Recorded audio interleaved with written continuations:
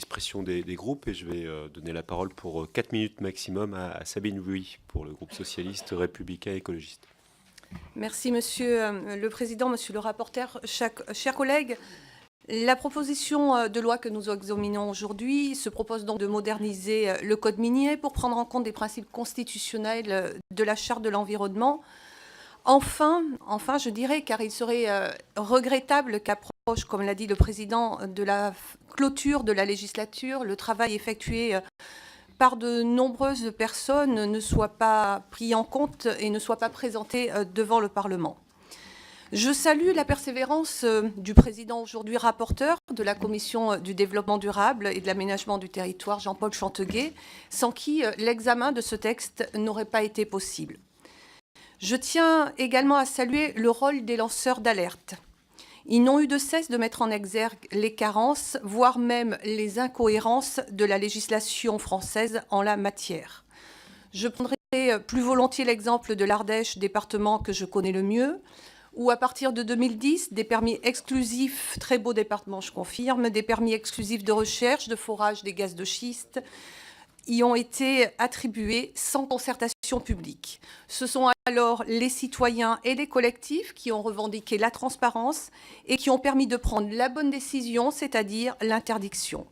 Je veux ici leur rendre hommage, comme je l'ai fait en décembre 2012, lorsque j'ai été rapporteur du projet de loi relatif à la mise en œuvre du principe de participation du public défini à l'article 7 de la Charte de l'environnement.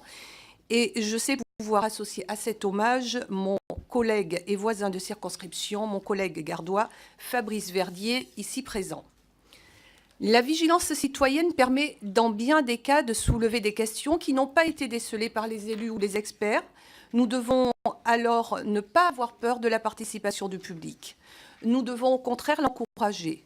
Nous ne pouvons que souscrire à l'émergence de nouveaux droits par lesquels l'administration adopte une culture de dialogue plutôt que des pratiques opaques au nom d'une expertise juridique ou technique dont elle n'a plus le monopole. Nous devons aujourd'hui répondre à 3 objectifs. Le premier est celui d'un encadrement de manière durable et partagée de l'activité minière en France. Le second est celui de la prise en compte des enjeux environnementaux dans le Code minier. Puis, en troisième, celui de la plus grande participation du public. Le Code minier doit s'inscrire dans une démocratie écologique. Et c'est notamment dans cette optique que j'ai déposé une proposition de loi relative au renforcement du dialogue environnemental et de la participation du public.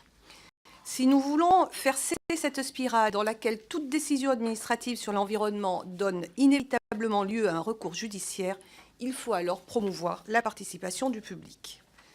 Le texte que nous étudions aujourd'hui doit trouver le meilleur équilibre possible, conciliant donc ces 3 objectifs.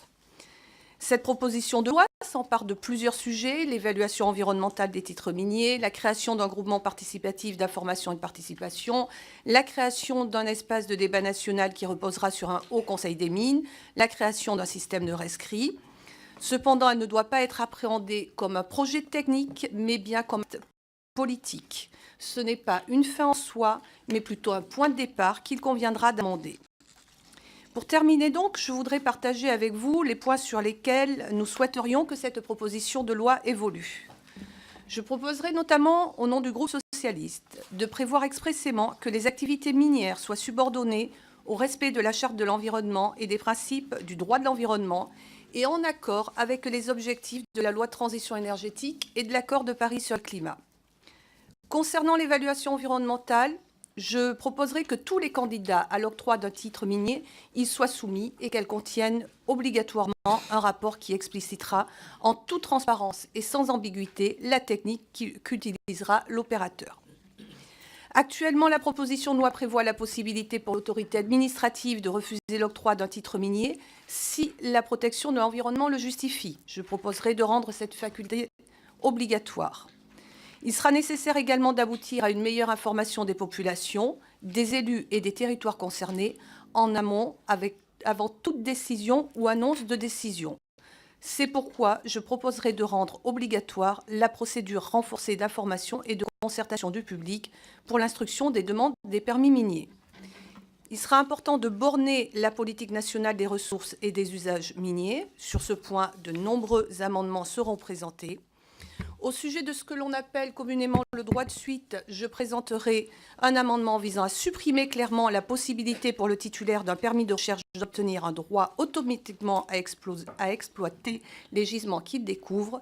Et je terminerai sur un point important qui est celui des hydrocarbures non conventionnels.